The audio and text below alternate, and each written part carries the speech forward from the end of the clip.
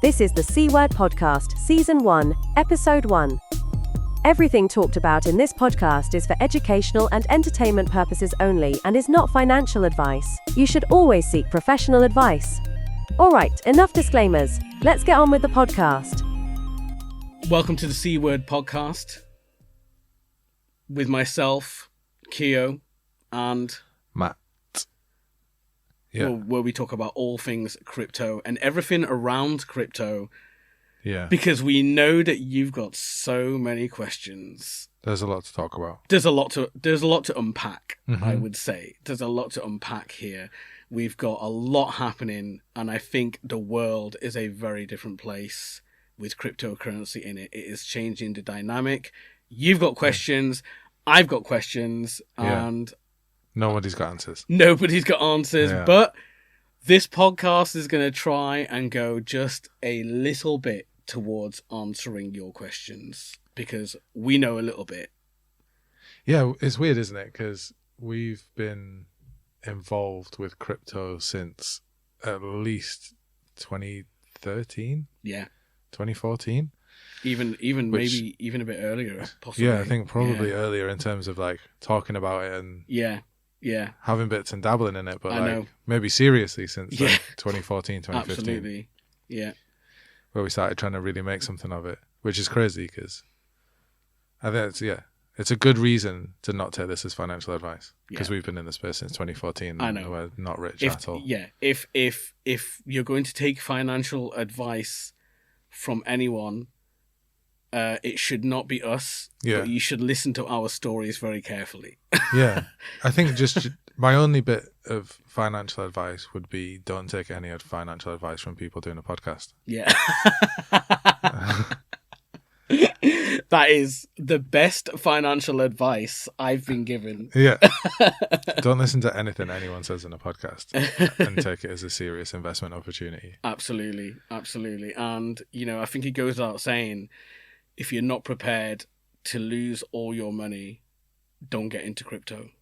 Be happy to lose it because we don't know where this is going to go. Tomorrow, you could be the richest you've ever been, and then the very next day, you could be the poorest you've ever been, and then you'll have no one to blame but yourself. Can we just address the foundation-wearing president-elect, elephant in the room, DJT? Yeah. Can we just address this right now? Because we are going to talk about this, I think, a lot over the course of this podcast. I think we're going to talk about it every time, because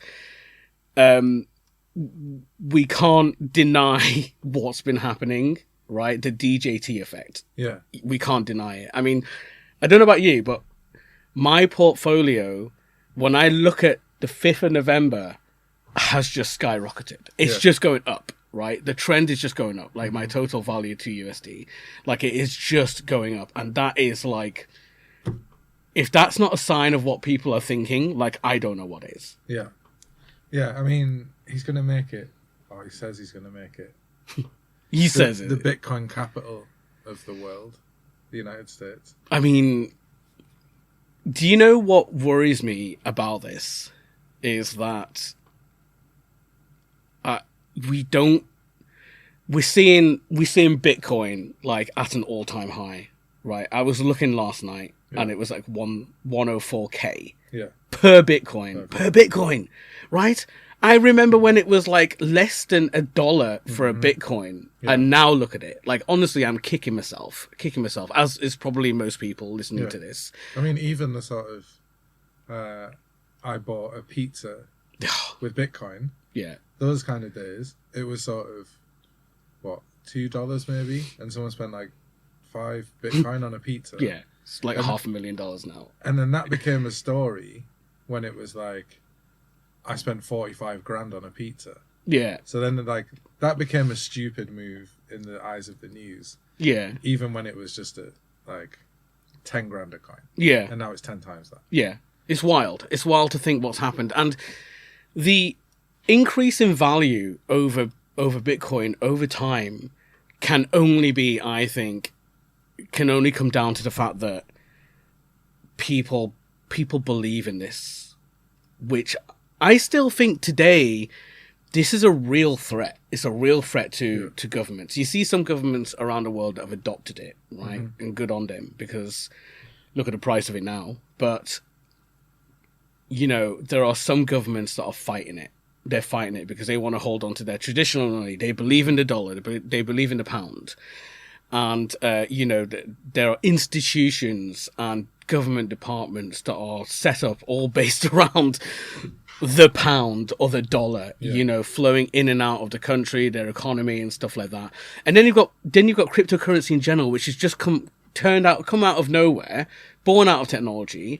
Yeah. I explain Bitcoin and cryptocurrency in general as the next iteration of money, the next iteration of money. You know, with the Ethereum blockchain, you know, these what we call money, I call it programmable money. Mm-hmm. And when I used to tell people, imagine your money can do more than just go from A to B. Yeah.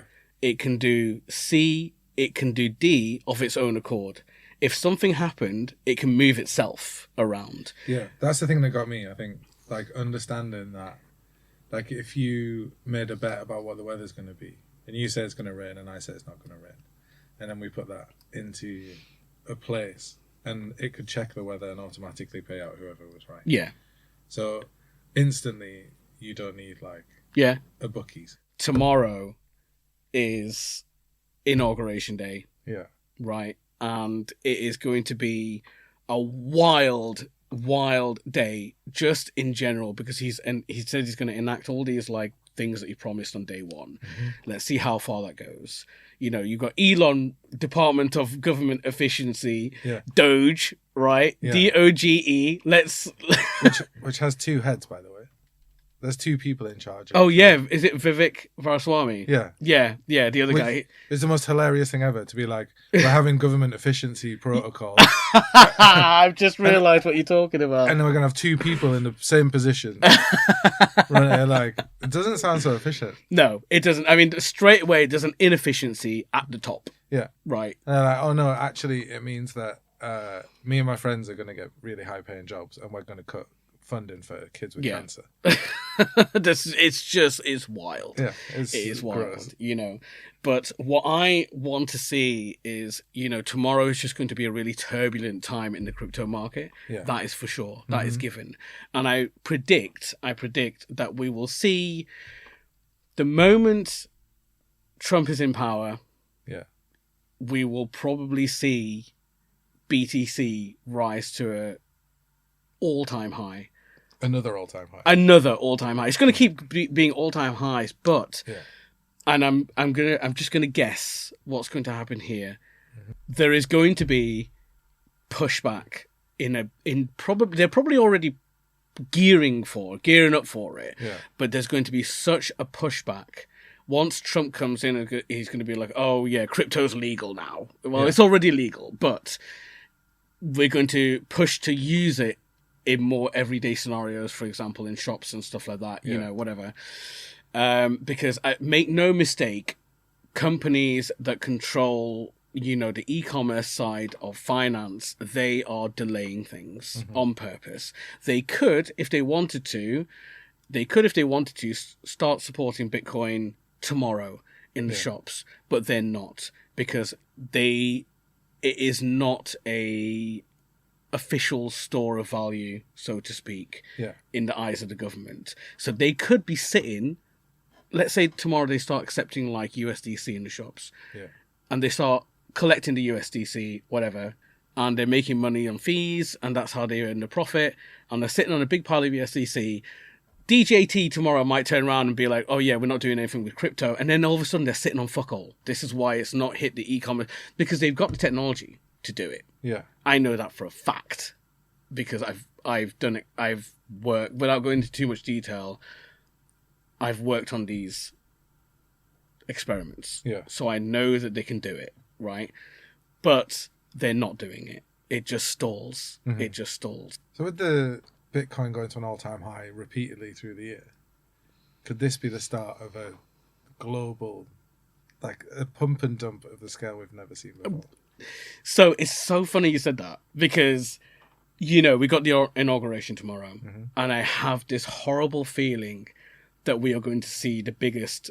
We're going to see BTC all-time high, right? For sure. And because BTC is they call it, I think, is it first signal or first mover in the financial industry? So everything goes up and down based on BTC. So we're going to see that spike. The whole crypto space value is going to increase monumentally.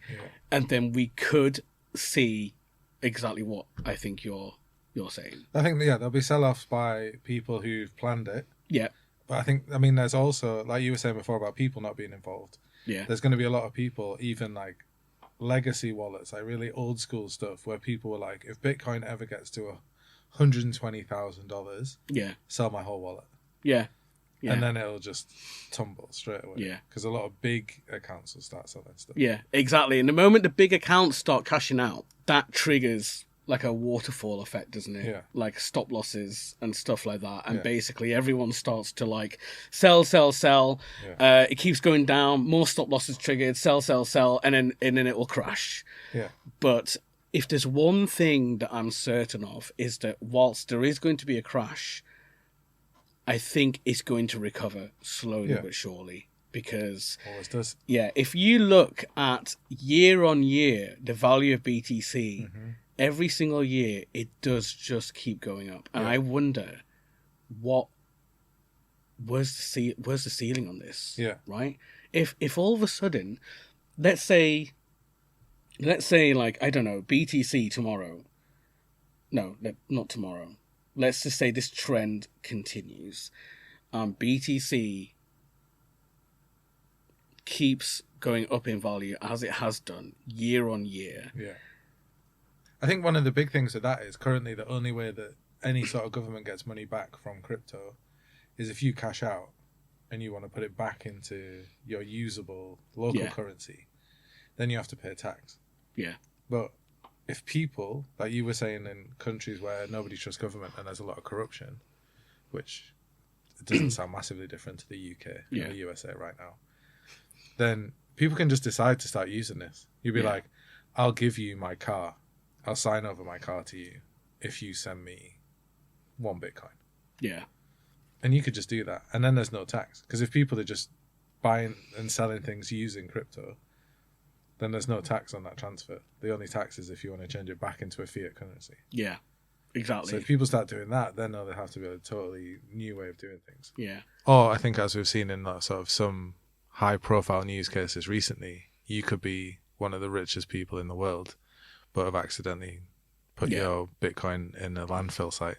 Oh my God. Can we just talk about that guy for a second? I think it's already... I've got his name here. His name is here because I wanted to talk about him. He's amazing. The fact that he's trying to sue the council for throwing up his own stuff. James Howells. Yes. Can we talk about James Howells? Sorry, and do you know what? I have to say this. My heart goes out to that guy. Yeah. I feel so bad for him. I feel so bad as someone that works in the space. Yeah. And someone that understands the value, and his background is in technology as well. Yeah. And so, obviously he knows a little bit about Bitcoin. He knew enough to mine 8,000 Bitcoins. Yeah. 8,000. That's a lot. It's a lot, right? So that is a substantial amount of money. His ex-girlfriend, and that is ex-girlfriend for probably a very good reason. Yeah. Right.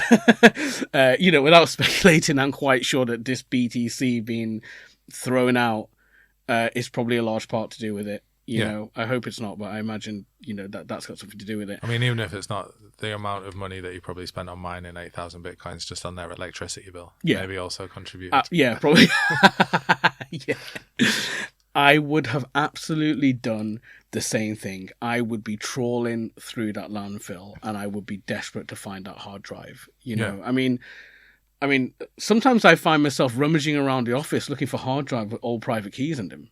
Yeah. Right? Do you know what I mean? Or 12-word phrases. Yeah, I've had the complete opposite experience where I found 12 words and some different storage devices in the house. You found 12 words? I found my own 12 words. Oh, you found... Yeah. It was like, in the house, I'll find some storage device with a bit of paper next to it and 12 words. And I would go into it being like, oh my God, is this... Yeah.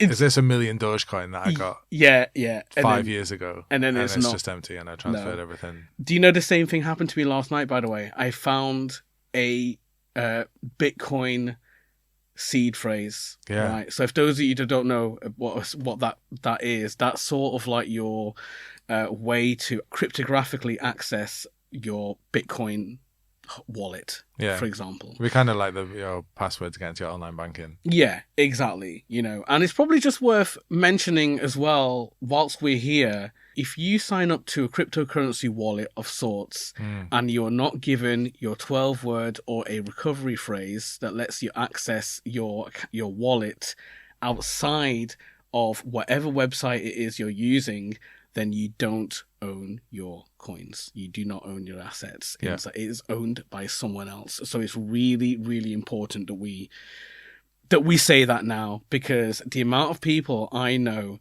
that sign up to some Bitcoin website or whatever, some cryptocurrency website, and they're buying cryptocurrency with their credit card, and some number on the screen is going up, and I say to them, okay, cool, like, can I just check, did you get your 12 words? And they're like, what 12 words? Yeah.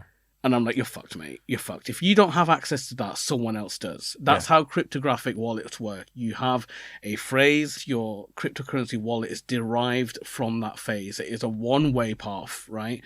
Yeah. And I just want to take this opportunity to tell people that, like, you need that phrase. If you don't have it, you don't own your wallet. I think that was something really interesting I was trying to explain recently.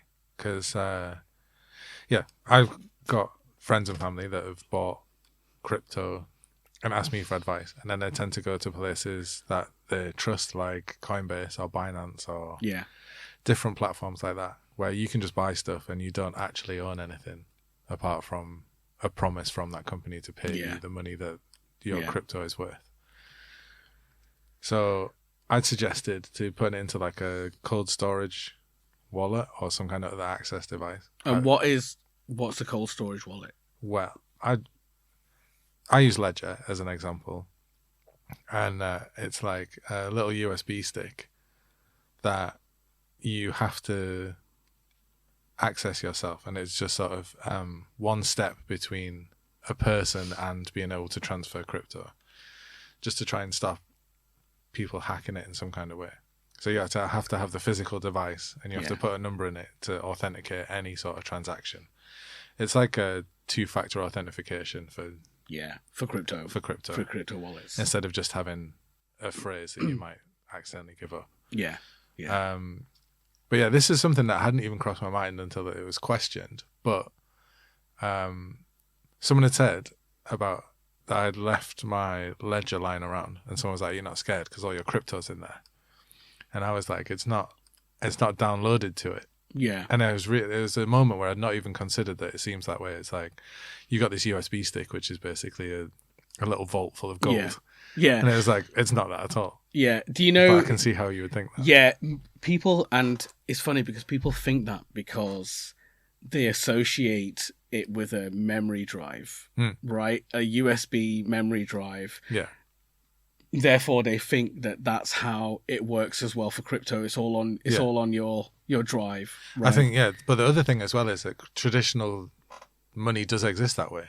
Yes. So, like, I mean, up until the gold standard stuff, it'd be like you would have a note and you check your currency, and it's like you're owed some money. It's like a promise from the country that money exists. And you sort of pass that around in terms of using money. But the idea was that there was a room full of gold that matched the same amount of money as what's written on the bits of paper that we all hand to each other and have as traditional money. So the money was always kept somewhere. There was a room where all of the stuff was. Like, banks can lend you money by sort of giving you a mortgage because they've got this room downstairs that has all the money in, and you see it in like heist movies where it's like you go in and there's a vault just full of like gold and like paper money. But then the whole point of crypto is that it's not that. It's written for everyone. It's out in the open. It's not like, it doesn't have to be locked in a room. Because the whole idea is that there's just this ledger that anyone could read and be like, this is how much money this person's got, and on this day they sent this person this much money. Yeah, and it's all, that's the thing as well with blockchains, is that it is all transparent. Whereas now, you know, we take for granted, we just believe the fact that the bank has the money in a room somewhere. Yeah. Right? Do you know what I mean? In a vault somewhere. We believe it because that's what's been told to us. Yeah, because you've seen it in all the movies. Exactly. But the thing is, you know, and it's worth mentioning this, is that with blockchains are public infrastructure. Yeah. You know, they are public infrastructure. That means that at any time, and this blows people's minds when I tell them, at any time you can view where that money is being held anytime you want. It is public information. When I say public information, they can't believe it. They're just like, oh, so we can just see who owns what money, you know, money in their sense, right? Yeah. And I'm just like, yeah, it's public. You know, if I know your wallet address, I can go on the web right now and have a look what's in your wallet. And that concept blows their mind entirely, because they don't know that you can do that. They straight away think it works like traditional finance, where you can't see how much money you've got unless XYZ exists, you know, or someone's got access to it, or you've got a PIN code or whatever. Yeah. And that's because, you know, the general public have been programmed to understand the movement of money that way. Yeah. Well, because if there's not a massive pile of cash that needs to be protected by a bank, then there's no need for a bank. Yeah. That's the whole point. It was like, you would give them your money that you didn't want to keep under your bed. Yeah. Because if someone broke into your house, they could just take the money. Yeah. Whereas if you put all the money in the bank, then someone needs to break into the bank, and they're protecting it for you. So And there's like a service. Exactly. And they're happy with that. Do you know what I mean? So, and now there's not really a service unless all the money is in that room, which, I mean, we saw in 2008 that maybe there's not money in the room, or maybe the room doesn't exist. Yeah, exactly. You know, we're just taking it for granted. Some guy in a suit just said like, oh yeah, by the way, all the money's in that room. Can I go and see it? No, you can't go see it. But don't worry about seeing it. Don't worry about seeing it. But just take our word for it that money is there. Don't worry about it. Don't you worry about it. It's there. But you're not allowed to go and see it. That's the weirdest thing about when you start looking at buying a house. You have to get the money from the bank to pay this other company, or this other person for a house. Yeah. But a lot of people don't own their own house, so we're just sort of trading these ideas of debt around. Yeah. Like, everyone owes the bank 400 grand. Yeah, and they just get to trade those debts around to move into a new abode. And that's exactly how they like it.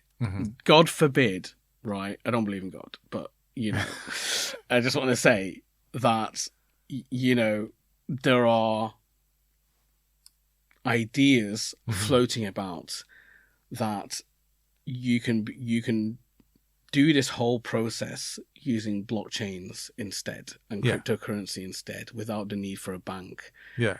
And make no mistake, this will never be allowed to happen.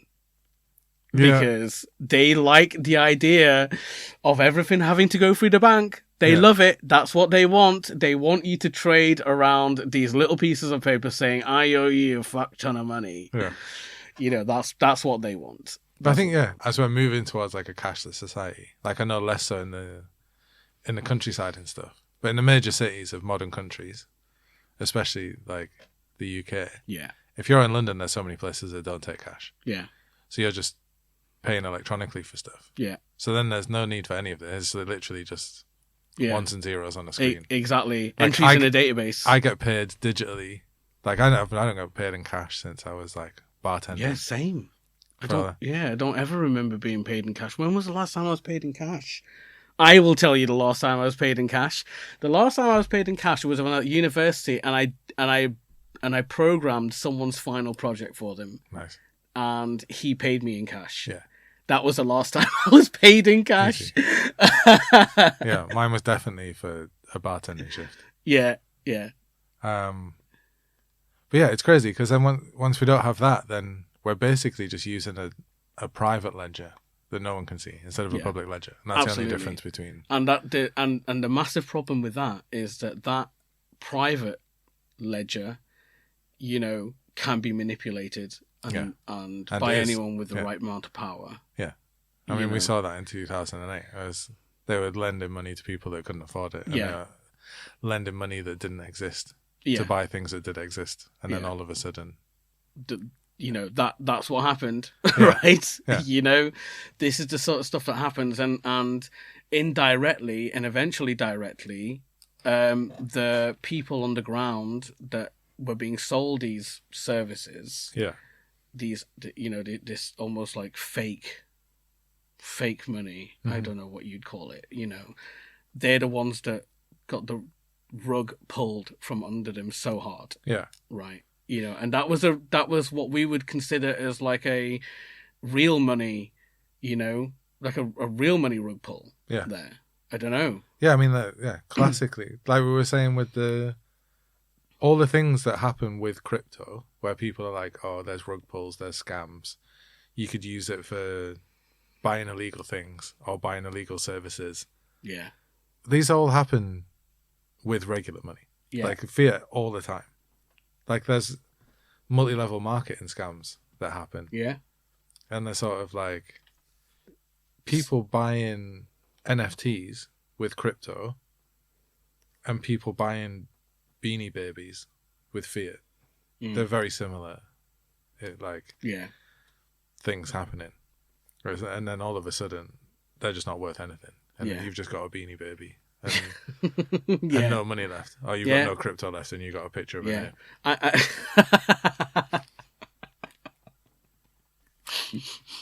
It always makes me laugh. See, I understand why NFTs were popular, right? I understand it was like a use case scenario. They bridged that whole thing with technology and human nature in terms of art, right? So NFTs were like really important in terms of like, crossing that bridge, creating that connection between the normal person on the street, who might even be like a technophobe, doesn't really like technology, and cryptocurrency and that whole space, which includes NFTs, and and that was such an achievement because it worked, right? It crossed the bridge, and it connected, the two, something that's so pure in terms of human form like art, versus something that's so deep into the technology space. Right, which is a cryptocurrency wallet. You can't get deeper than that. No. But ultimately, we fell into that same trap of realizing that in the end, you just had a picture of an ape. Yeah, I think it's also important to spell out how NFTs are not just ape pictures. Yeah. Like an actual NFT could be so useful.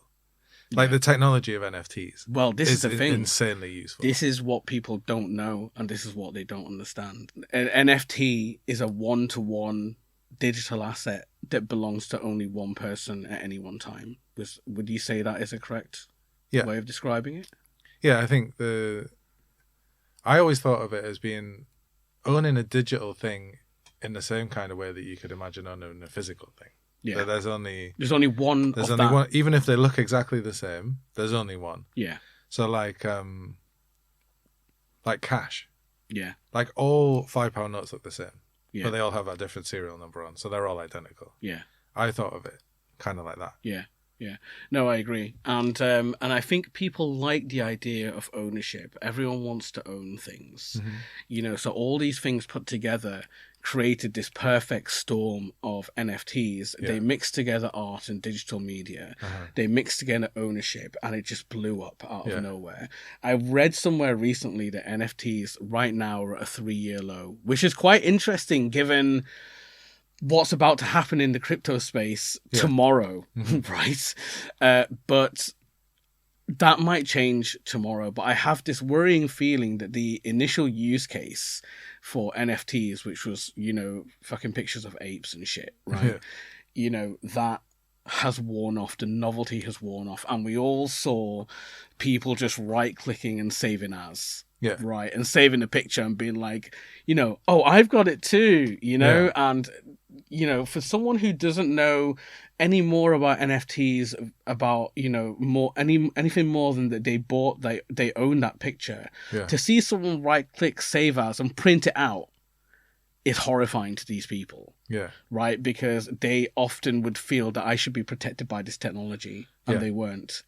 I think, so, an interesting one that I bought, I thought was really unusual. It was by Bose, the sound company. Yeah. Speakers, headphones. No way. Did they do an NFT collection? They did. And it was called the Stickman Collection. And each one was an individual image of a stick, like a stick. It wasn't a stick man. It had like arms and legs and like a round head. Right. But each one had 15 seconds of an audio track. And you own the rights to that track. Yeah. So kind of a lot like the image. It was like, you could screenshot an image, but like I could print out the Mona Lisa and put it on my wall. Yeah. It doesn't mean that I have. Do you own it? That I can't. I'm not going to sell that for the same amount as the actual Mona Lisa. Yeah. Yeah. But people didn't see the difference in that. It was like, well, if it's digital art, then if I download it, I've got the same digital as you've got. Yeah. But you don't own it. And that's the weird thing. Yeah. And it was the same with the music. It was like someone could just take that music and use it or play it, listen to it, and it would be fine. But if you ever wanted to use it for any sort of commercial purposes, then I own the right to those 15 seconds. Yeah. That's fascinating. Yeah. That's a great use case. And often, it's really good that you gave that example, because so many people don't know anything more than NFTs as a picture. Yeah. Right. That was what always fascinated me. That it could be anything. It could be anything. Because I think as well, the sort of, that we're saying about this sort of classic fiat to crypto, it could very easily be made that the deeds to a house were an NFT. Yeah. And you have you have the deeds to your house. Someone could photocopy those deeds. Mm-hmm. It doesn't mean that they own the house. Yeah. Yeah. So if you had it, and as well, like it takes forever to buy a house in the UK. It's like 10 months of pointless paperwork that no one really understands. Yeah. So it was like, if you just had it where it was all done in crypto. I'm not saying this is a good idea or we should do this, but as an example, if you had a crypto wallet and you had the cash in it and you could buy, you could list your house. So you'd have a Zoopla that was entirely like an NFT platform, like OpenSea or somewhere like that. And that NFT, when you click on it, could show you lots of pictures of the house. Yeah. And you could just sell the NFT for that price. Yeah. And then it has the deeds hidden in the code of it, and then the images of the house so people could look at it to browse. Yeah. It's a great idea. You could instantly buy a house. Yeah, it's a great idea. And I think in a perfect world, it would work like that. And I know that there have been companies that are trying to work this way, and they've been trying to utilize NFTs, but I worry and I believe that they would have faced regulatory resistance. Yeah, it took me a while to bring that word out.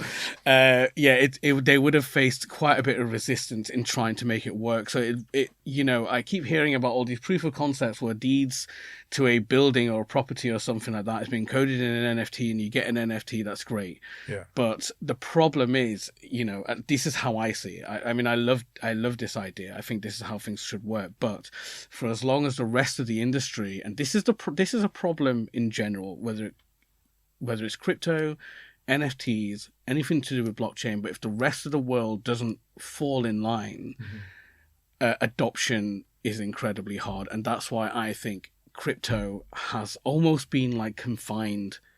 It's been confined and locked away. You guys can go and play over there, but we're going to play over here. Yeah. Right. And there's going to be a line. If you want to come and play with us, then you're going to have to follow our rules. Yeah. Right. And I think on a wider scale, I think this is what's happening like in the world today. You guys are cool, but you go and play over there. We've been around for a long time, so we've got this part of the playground and it's bigger. But also that's only like here, isn't it?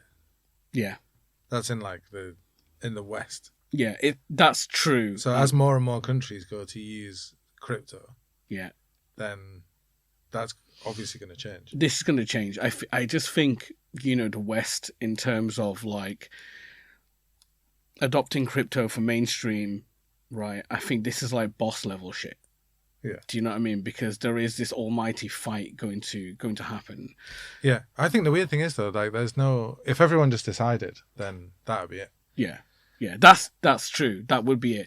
But the issue we have here is that money in the traditional sense, like, the dollar and the pound or whatever, is so embedded and it's everywhere. Yeah. It's in cash registers, it's in your pocket, it's in your wallet. The bank cards are in your wallet. It's all on your phone, right? Do you know what I mean? Like, it is so embedded and ingrained in society that it's a Herculean task to try and like change that now, and for us to get crypto on the ground. And when I say on the ground, I mean like in shops, being used as payments and stuff. Yeah. We're gonna have to unfortunately cross that playground, right, and go, hey, you over there on the other side, I want to use my thing on your side of the playground, and there's gonna have to be some deal to be done. But coming back to like Donald J. Trump, for however he is, he could fix this, but I'm unsure. Unsure because I think the Treasury are not going to make that fight very easy. No, I think it's whether he listens to them or not. Yeah, well, this is the thing. If there's one thing I can say about him, is that he might just decide on a whim to be like, fuck you, we're making crypto mainstream. He might decide to do that. Because he is a bit batshit crazy like that. Yeah. Right? He might just decide to do it. Elon's got his ear. Yeah. And that is a whole different dynamic. Did Tesla not accept? Yeah, Bitcoin they were for a little bit? While. I think they stopped accepting Bitcoin though, but they were accepting it for a while. And I think, I can't help but think that Elon probably had a say in that. He probably just told them to accept it and they started accepting it. Good on them if they did, because the value of it now skyrocketed. So they would have made a very serious amount of money, based on the value of Bitcoin today as it was then. I mean, Bitcoin's gone up a lot more than Tesla stock prices. Yeah, massively. Can we just come back to the guy, James Howell? Yes. James Howells, right? The guy who... so this is the guy that lost I believe it was an external hard drive or something like that had a private key that accessed a wallet with 8,000 Bitcoins in it, right? And he's been fighting with Newport City Council, which is in Wales, right? So just to be able to go through the landfill. And to be fair, he has put up quite a fight. And if I had lost 8,000 Bitcoins, I would be absolutely doing the same thing. Right? Here's a technical question that you might know the answer to. Go on. That I definitely don't.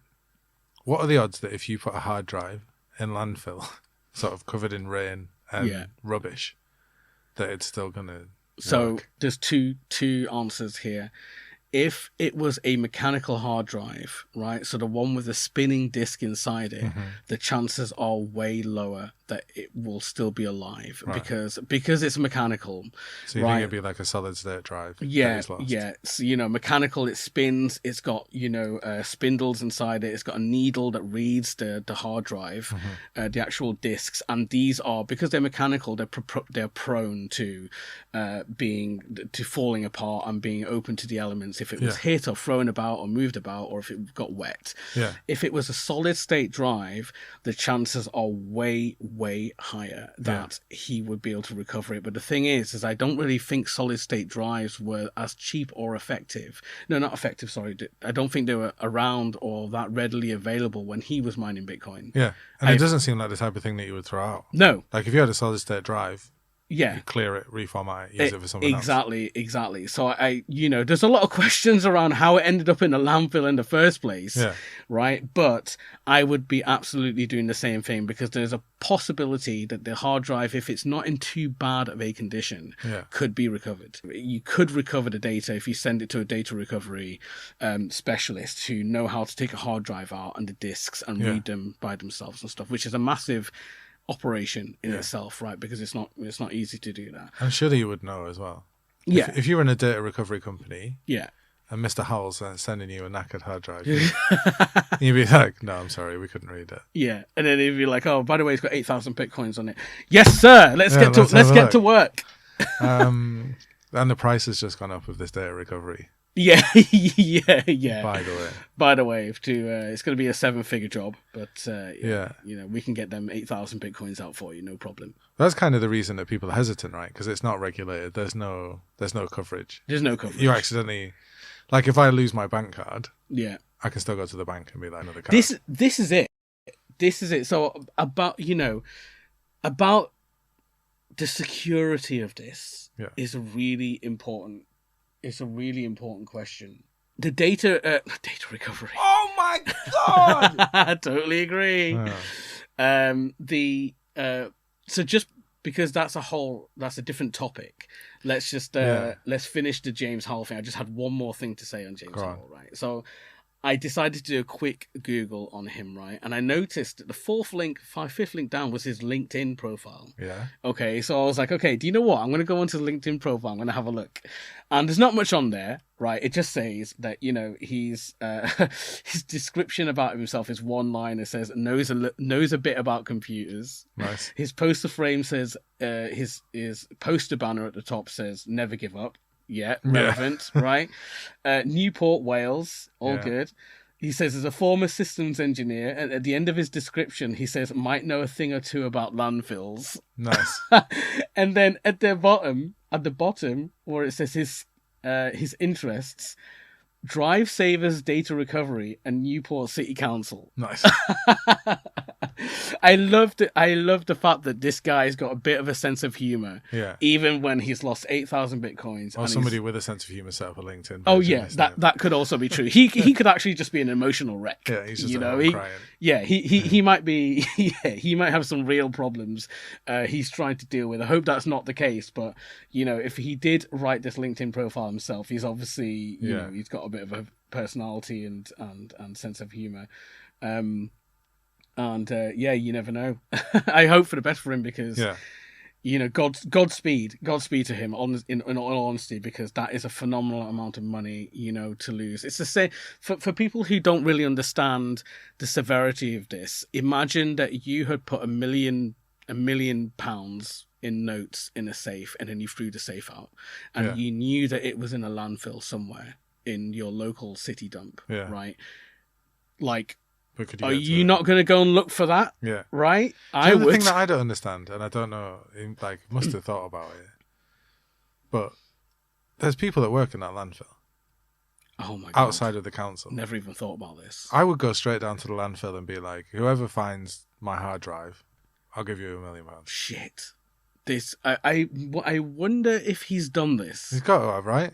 I hope. He's been thinking about this for a lot longer than we have. Yeah, I hope so because he's been fighting this for a long time, but there is a possibility that he's probably only gone down the legal route because he wants to dig it up himself. Yeah, he's looking for a way for him to go and look through the landfill. Yeah, but actually, for one, why? Yeah, I don't want to look through landfill. I'd happily pay someone who's already in there to be like, this is what it looks like. This is, I don't know. I hope because you need help anyway, right? You go into absolutely. A landfill and it's just a pile of junk. It is huge. It's not organised by month. No, it's not organised at all. If these pictures of landfills that I see are accurate, they are not organised at all. They are just dumps, right? They are just dumps. It's just a pile of stuff. Yeah. So I very much hope that he absolutely has gone and paid. When was it they lost this? This was some time. I don't know when this started, but it's been going on for some time. Because this is the other thing I was thinking. I don't know the exact temperatures, but I'd seen a thing about how landfill can be bad for the environment because it's basically a load of stuff rotting and it gets piled on top of each other. And there's a lot of plastic bags. Right.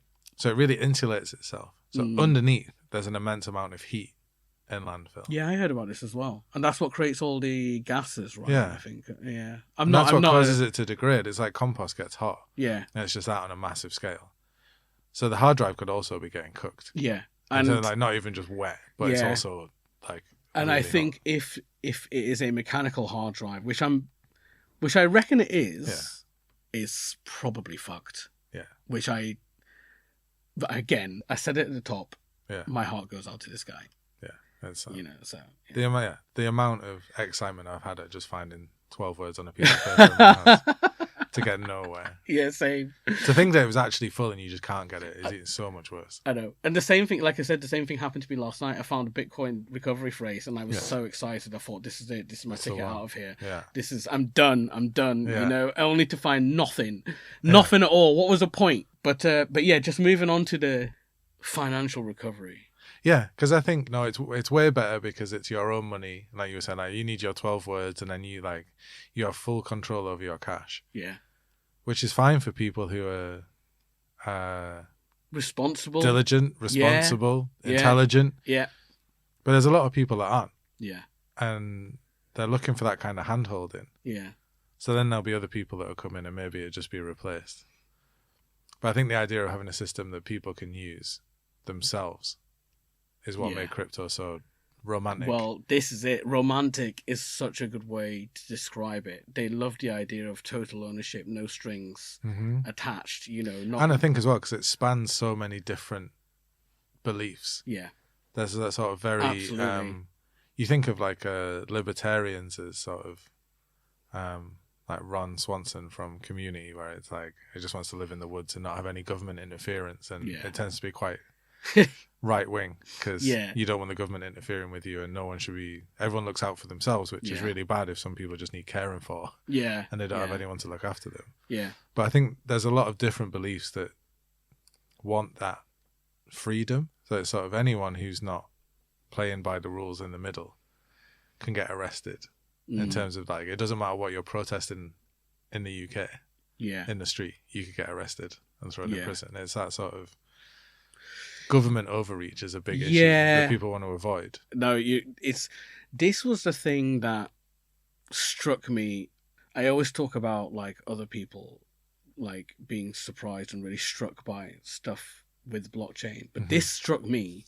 This really got me because as like yourself, we find ourselves giving advice a lot to people in the blockchain space, and people want to get into cryptocurrency and, they're looking for advice and stuff. And of course we can give the advice, but the first thing I always say is, are you happy to lose your money? Some people say yes, fine, that's their choice, right? They're happy. Some people have earmarked certain amounts of cash as play money, and they've, mentally disconnected from it, so they can, if they lose it, they're all right with it. Yeah. But a lot of people aren't, and... Well, that's also what stops it becoming the main system, right? Yes. Because it's I'm willing to lose everything in my wallet. One of the things that I did was all the money that I'd put into crypto initially, as soon as I had more than that, when it got to double that amount, I sold half of my crypto and got the money back. So it was everything from here is just free. Yeah, exactly. This is just stuff that doesn't really matter. If it goes up or down, I'm just excited to see how it goes, and I'm interested in the tech. So it was exactly experimental. It's just you using files and folders to find out how these different files and folders work. Yeah. But it's I would be happy to lose all of that. Yeah. But if it was your house and everything that you've ever saved, then your kids' college fees that you've saved up, then it's a very different risk. And it's really it's really important to stress that with crypto there is no protection. It doesn't exist, right? And this is because it's not regulated. Because it's not regulated. Because it's not a government backed thing at all. Right, at the end of the day, like you said, it is just zeros and ones in an autonomous system, right? A blockchain. And when I explain to people that if you get scammed, or let's say you pay for something on your credit card and you don't get the deposit back from your hotel or something like that, the only thing you need to do is make a call to your credit card company and they will do the paperwork. They will do everything that needs to be done, and they give you your money back immediately. They don't even ask for any questions. They will just give you your money back straight away. If they see it on the system that something didn't happen, you paid for it using their credit card, they'll give you back. You get some financial protection, and there's a security net. This doesn't exist in crypto. And when I explain that to people, they would rather use traditional finance. Yeah, and I think they're the things that are missing, and it's like the whole reason that crypto hasn't been adopted, apart from like sort of it being pushed away, like you said, by bigger institutions, is that it's missing two things that people really need to start using something: the security and the backing, to be that if they get scammed, they might get some of their money back. Yeah. Or like, what is it, like 80 grand? If your bank goes under, you can get a certain amount back. Yeah, that's right, yeah. In a traditional sense, where that you don't have that with crypto. No. And I think the second thing that you touched on before is that like your fiat stuff, it's in your phone, it's in your wallet, it's in your pocket, and you have all these things. Yeah. So there's a level of security that's missing, and then there's a level of like UI that's missing. A sort of how do you make all this stuff easier? Yeah. So it's like if you just had a wallet that has more of a front end that you could tap to pay for getting a tube or buying something in a shop, then people would use it because they don't care or they don't understand what's at the back end of these systems. Yeah, and they don't have to. You know, a lot of people, they don't want to care. You know what I mean? A lot of people don't want to care. They just want to use their cash to buy, you know, a fucking chocolate bar. Yeah. Right? Whereas like with cryptocurrency, there is this technical level of understanding. You need to fucking know shit. You know, you need to be a bit more technical in order to get there. But with traditional finance, they've made it easy. It's easy by design. Yeah. But it took a long time as well. It took a long time. That's correct. And crypto hasn't come. I would say crypto has only really recently maybe come to the forefront of everyone's mind. Crypto's been around for a long time. It was the first use case of a blockchain, right? Bitcoin.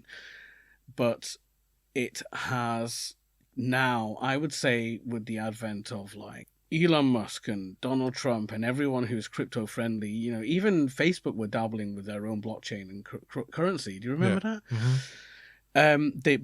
They canned it. I don't know what happened with that. I don't know what happened with that in the end. But they put likes on your Meta instead.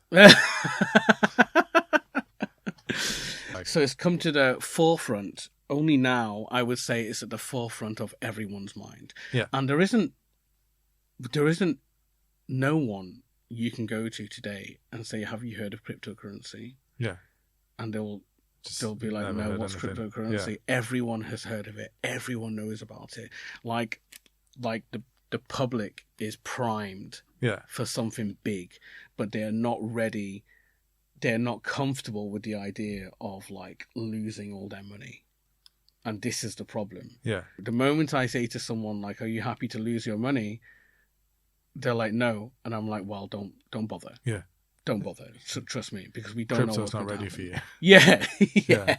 Sorry, it's not. That's why there's huge gains. But I think, one of the big questions is, what if it can't be utilized? Is something that people ask me quite a lot. In terms, because people see the utility of an asset class or a money to be.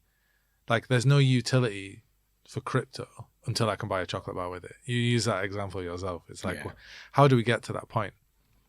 But for me, the really interesting thing about crypto is that there's utility beyond that. Money only has a utility of goods and services. You hand it over and you get something back. You get a service or you get goods. That's it, from the cash. Yeah. But there's no more utility than that. So the interesting thing about crypto is there's a utility that we haven't yet reached where you could buy a chocolate bar with it. But there's also the utility of building apps on the Ethereum blockchain. Yes, and that is a whole other conversation. Episode. Right, that's a whole other episode. You know, the blockchain-powered applications with crypto baked in. Yeah. Baked into it. You know, this doesn't really exist. I think the closest thing we have to that in the fiat world is gambling websites. Yeah. Right, but in the Ethereum and the blockchain world, you know, crypto assets are built in right at the bottom layer. You know, every single like DApp, decentralized application they call it, has a element of cryptocurrency or NFTs. Yeah. Right. So these are like way more exciting, and you know there are way more possibilities. So how dare you? That's what the boomers are saying. Yeah. So, I think we'll have to cover that next time.